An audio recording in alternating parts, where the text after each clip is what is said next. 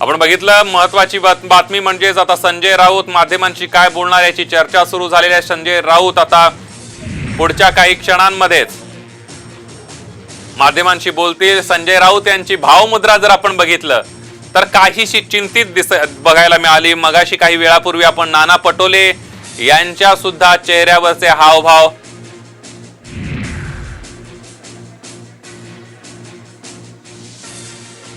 त्यामुळे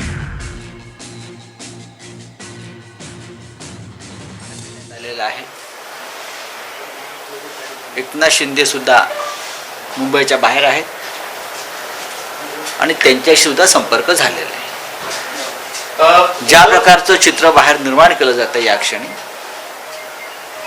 की भूकंप होईल किंवा अन्य काही होईल,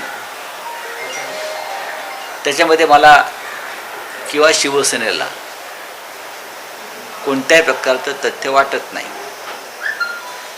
नक्कीच काही ठिकाणी संशयास्पद असं वातावरण निर्माण झालेलं आहे काही बाबतीमध्ये, हे सुद्धा दूर होईल। आता आम्ही सगळे वर्षावर जातोय, मुख्यमंत्र्यांबरोबर बैठक आहे। आज सकाळपासून काँग्रेसचे नेते किंवा राष्ट्रवादीचे प्रमुख नेते, मग शरद पवार साहेब असतील, सुप्रियाताई सुळे असतील, जयंतराव पाटील असतील, अजितदादा असतील, हे सगळे एकमेकांच्या संपर्कात आहेत। महाराष्ट्रामध्ये राजस्थान आणि मध्य प्रदेश पॅटर्न प्रमाणे उद्धव ठाकरेंचं सरकार पाडावं अशा प्रकारचं एक हालचाल गेल्या काही दिवसापासून सुरू आहे। पण मध्य प्रदेश पॅटर्न, राजस्थान पॅटर्न हा महाराष्ट्रात चालणार नाही। त्यांचे प्रयत्न नक्कीच सुरू आहे। या पद्धतीनं तुम्हाला किंगमेकर होता येणार नाही, ज्या पद्धतीनं तुम्हाला महाराष्ट्र अस्थिर करता येणार नाही, आणि या पद्धतीनं तुम्हाला महाराष्ट्राच्या छातीवर घाव घालता येणार नाही। शिवसेनेवर घाव घालणं म्हणजे महाराष्ट्र दुबळा करणं। आपण पाहिलं असेल की मुंबई प्रदेश भारतीय जनता पक्षाचे जे अध्यक्ष आहेत मंगलप्रभात लोढा, त्यांनी कालच्या विधान परिषदेच्या निकालानंतर मुंबईवर ताबा मिळवण्याची भाषा केली। यांची पावलं कोणत्या दिशेने पडतात ती तुम्ही समजून घ्या। आता मुंबईवर ताबा मिळवू, मुंबईवर विजय मिळवू म्हणजे काय मिळवू? म्हणजे यासाठीच तुम्ही फाटाफूट घडवून आणताय का की मुंबईवर विजय मिळवण्यासाठी शिवसेनेला आधी कमजोर केलं पाहिजे, शिवसेना दुबळी केली पाहिजे? हे फार मोठं कारस्थान आणि षडयंत्र आहे। अशा प्रकारचं भाकीत आम्ही यापूर्वी सुद्धा केलेलं आहे। आणि शिवसेनेमध्ये आईचं दूध विकणारी अवलाद निर्माण होणार नाही, हे जे परवा माननीय उद्धव ठाकरे यांनी सांगितलं वर्धापन दिनाच्या कार्यक्रमात, ते सुद्धा तुम्ही समजून घेतलं पाहिजे। शिवसेना ही निष्ठावंतांची सेना आहे। सत्तेसाठी आणि पदांसाठी स्वतःला विकणारी, महाराष्ट्राच्या पाठीत खंजीर खुपसणारी अवलाद ही शिवसेनेत कधी निर्माण होणार नाही। जे निर्माण झाले आणि बाहेर पडले त्यांची अवस्था आपण पाहत असाल। ज्यांची नावं सातत्याने मी मीडियातून पाहतो आहे किंवा वृत्तवाहिन्यातून पाहतो आहे, त्यातले बरेचसे आमदार आत्ता वर्षा बंगल्यावरती आहेत। त्यांची नावं चुकीच्या पद्धतीनं आपण घेत आहे। गुलाबराव पाटील असतील, संजय राठोड असतील, प्रताप सरनाईक असतील, अनेक नावं मी पाहतो। आणि जे आमदार इथे नाही आहेत असं आपण म्हणताय, त्यात काही मंत्री आहेत, त्यांच्याशी संपर्क झाल्यावरती त्यांचं असं म्हणणं आहे की आम्हाला काय झालं ते कळत नाही, पण आम्हाला इथे आणण्यात आलं। हे आमदार गुजरातमध्ये आहेत, सुरतमध्ये आहेत, आणि त्यांची व्यवस्था गुजरात भारतीय जनता पक्षाचे जे अध्यक्ष आहेत RC पाटील ते करत आहेत। म्हणजे तुम्हाला ह्यामागे मी जे काय सांगतोय ते कळलं असेल की ते गुजरातलाच का त्यांना नेण्यात आलं, सुरतमध्येच का ठेवण्यात आलं?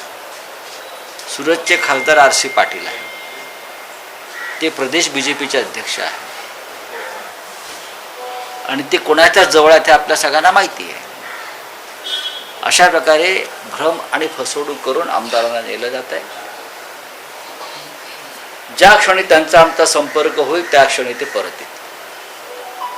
बाकी अशा प्रकारे भूकंपाची योजना किंवा भाषा कोणी करत असेल तर त्यांना सगळ्यात आधी शिवसेनेबरोबर लढावं लागेल, आमच्याबरोबर लढावं लागेल आणि मगच त्यांना महाराष्ट्र दुबळा करता येईल. जोपर्यंत आम्ही आहोत तोपर्यंत त्यांना महाराष्ट्र अस्थिर करता येणार नाही. बोला सर, एकनाथ शिंदे का नाराज आहे किंवा नाराज आहेत का मुळात तुमचं काही बोलणं? मला असं वाटत नाही. एकनाथ शिंदे हे कालपर्यंत आमच्याबरोबर होते, वेस्ट इन हॉटेलमध्ये होते. शिवसेनेचे उमेदवार विजयी व्हावेत दोन्ही यासाठी ते सातत्यानं प्रयत्न करत होते. अनेक बाहेरच्या मतदारांशी संपर्क करत होते. एकनाथ शिंदे हे एक आमचे जीवाभावाचे सहकारी आहेत,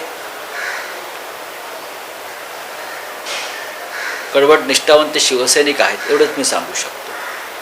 त्याच्यामुळे त्यांच्या बाबतीमध्ये आज जे काय बोललं जाते, जोपर्यंत त्यांचं आमचं बोलणं होत नाही तोपर्यंत मी त्यांच्याविषयी कोणतेही विधान आणि भूमिका करणार नाही.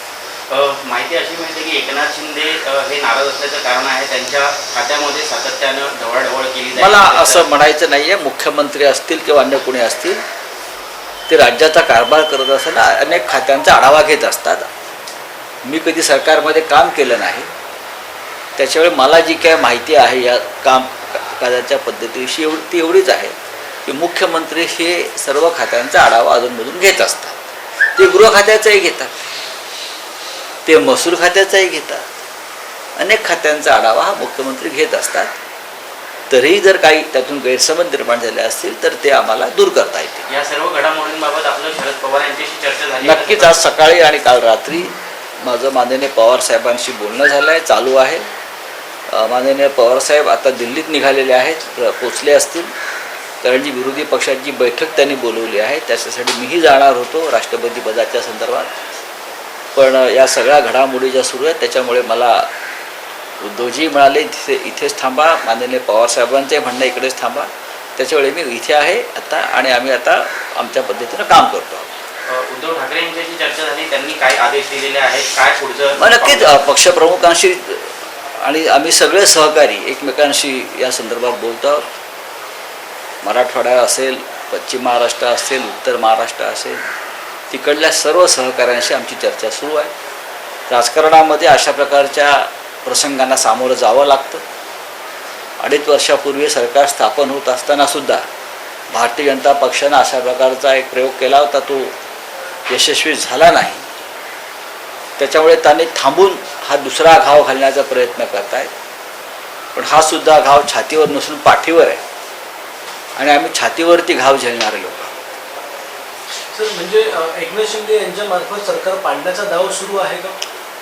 असा त्यांचा डाव सुरू आहे पण तो यशस्वी होणार नाही. एकनाथ शिंदे हे कडवट निष्ठावंत शिवसैनिक आहेत. त्यांचं संपूर्ण आयुष्य शिवसेनेमध्ये गेलेलं आहे. शिवसेनेच्या अनेक संघर्षामध्ये, आंदोलनामध्ये ते आमच्याबरोबर समोर राहिलेले आहेत. बाळासाहेब ठाकरेंवर त्यांची अढळ निष्ठा पहिल्यापासून आहे. त्याच्यामुळे जे चित्र निर्माण केलं जाते बाहेर, मला त्यात फार तथ्य वाटत. कोणत्या गोष्टीला दबाव आणला असेल किंवा असं काही वाटतं का आपल्याला? दबाव आणण्याचे जे प्रकार आहेत ते आपल्याला माहिती आहेत. आज या सगळ्या घडामोडी घडत असताना नेमकी आजच अनिल परब यांना ईडीची नोटीस आहे. म्हणजे आमच्यातला एक सहकारी या संपूर्ण कठीण काळामध्ये आमच्याबरोबर राहू नये धावपळ करण्यासाठी, म्हणून आजचा मुहूर्त साधून अनिल परब यांना आज समन्स पाठवून बोलवण्यात आले. म्हणजे हे सगळे जे बारकावे आणि कावे आहेत हे समजून घेतलं पाहिजे की किती मायन्युटली काम केलं जात आहे महाराष्ट्र अस्थिर करण्यासाठी. देवेंद्र फडणवीस सकाळी चार्टर्ड प्लेनने दिल्लीला रवाना झालेल्या आहेत. काही महत्त्वाच्या घडामोडी घडतात. नाही, घडामोडी ह्याच आहेत, दुसऱ्या काय घडामोडी असतात. असं म्हटलं जातं आता भाजपकडनं की ही लढाई खरी बाळासाहेबांच्या निष्ठावंतांची आणि पवारांच्या निष्ठावंतांची. मग आम्ही कोण आहोत? पवार निष्ठावंत हा काय प्रकार आहे? पवार निष्ठावंत वगैरे हा प्रकार नसतो. सगळे महाराष्ट्राचे निष्ठावंत आहेत. बाळासाहेबांचे निष्ठावंत आम्ही आहोत, सगळेच आहोत ना. हे आम्हाला तुम्ही शिकवू नका बाळासाहेबांची निष्ठा काय आहे ते. आणि तुम्हाला बाळासाहेब ठाकरेंचं नाव घ्यायचा अधिकार नाही, हक्क नाही आहे. बाळासाहेब ठाकरे जरी आज असते तरी त्यांनी या सरकारला आशीर्वाद दिला असता.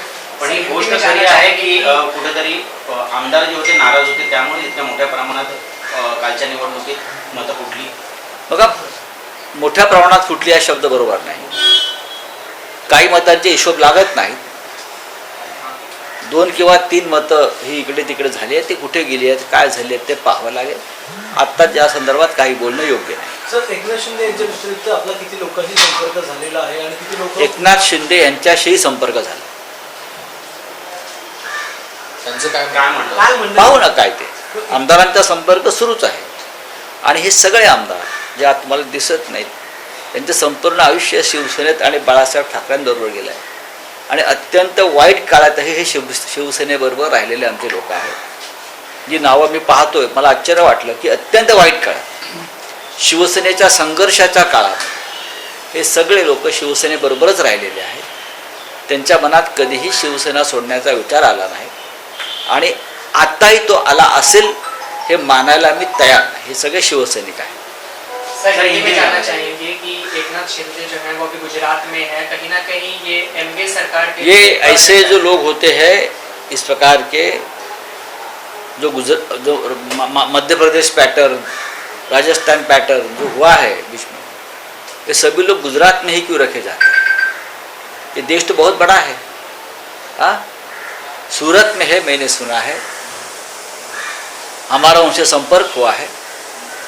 हमारे सब एमएलए वहाँ है. उसमें से बहुत से लोग जो है वापस आना चाहते हैं, लेकिन उनको वापस आना नहीं दिया जा रहा है. उनकी घेराबंदी की है. ये घेराबंदी सिर्फ गुजरात में ही हो सकती है, क्योंकि वहाँ किस प्रकार की सरकार काम करती है और केंद्र किस प्रकार से वहाँ अपना काम कर लेती है आपको मालूम है. लेकिन जब भी मौका मिलेगा हमारे सभी एमएलए यहाँ वापस आ जाएंगे, क्योंकि वो निष्ठावान शिवसैनिक है. क्या इस बारे में आपके उद्धव जी से, शरद पवार जी से सबसे चर्चा चल रही है. माननीय पवार साहब से, आदरणीय पवार साहब से चर्चा है, शुरू है.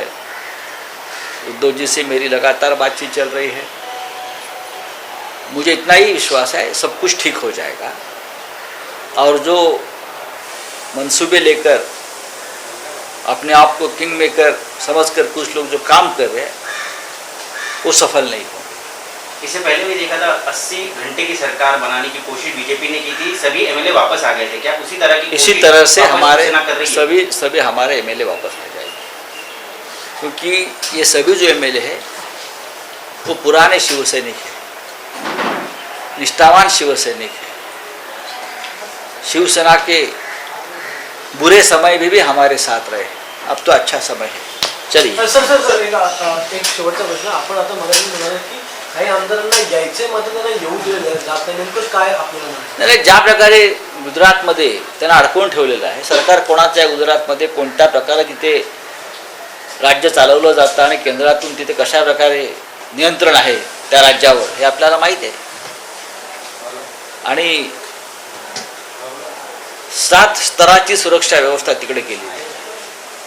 विविध सुरक्षा यंत्रणांनी त्यांची राहण्याची जागा घेरलेली आहे. मुख्य रस्त्यावर येण्याचे रस्ते बंद केलेले आहेत. हे कशा करतात? महाराष्ट्राचा छळ करण्याची, महाराष्ट्राला बदनाम करण्याची आणि महाराष्ट्राला अस्थिर करण्याची ही योजना दुर्दैवानं गुजरातच्या भूमीवर रचली जाते. हे या देशाचं दुर्दैव आहे. आपण बघितलं, संजय राऊत यांनी माध्यमांना प्रतिक्रिया दिलेली आहे. आमच्या आमदारांना गुजरातमध्ये अडकवण्यात आलेलं आहे. अनेक आमदारांशी संपर्क झालाय, अनेक आमदारांना यायचं आहे, मात्र त्यांना सोडलं जात नाहीये.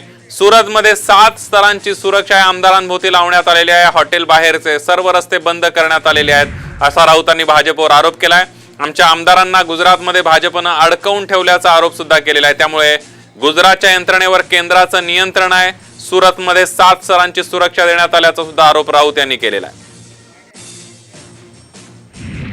ज्यांची नावं सातत्याने मी मीडियातून पाहतो आहे किंवा वृत्तवाहिन्यातून पाहतोय, त्यातले बरेचसे आमदार आत्ता वर्षा बंगल्यावरती आहेत. त्यांची नावं चुकीच्या पद्धतीनं आपण घेत आहे. गुलाबराव पाटील असतील, संजय राठोड असतील, प्रताप सरनाईक असतील, अनेक नावं मी पाहतो.